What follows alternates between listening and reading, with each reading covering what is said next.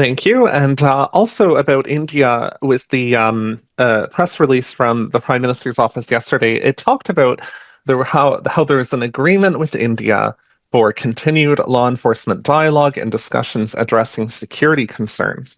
And I'm curious what you can say about this. Is this a specific mechanism being launched with India, or perhaps a more informal agreement to have these talks?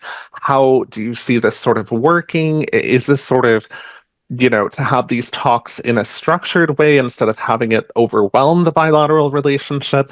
And just generally your hope for this relationship with India under having this dialogue happen? So I was not on the call,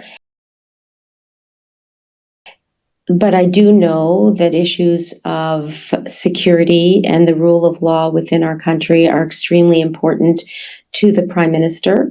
And in terms of the specifics of the items that you mentioned, it wouldn't be appropriate for me to comment on that private conversation between the two leaders.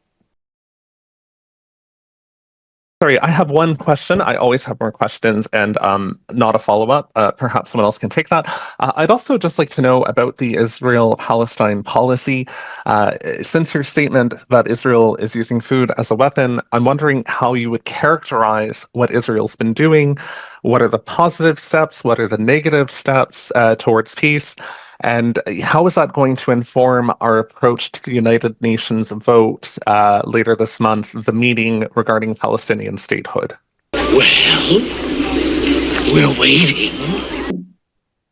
The most important points that I want to reiterate are that a ceasefire is necessary. Hostages need to be released. Hamas can have no role in the future of Gaza. A two-state solution that brings peace and dignity to both Palestinians and Israelis is absolutely fundamental.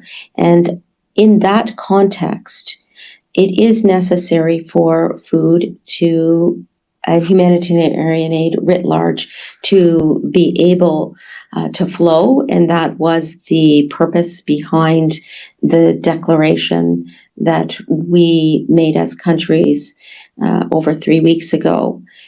That is the general frame, and in addition to that, our countries are considering next steps.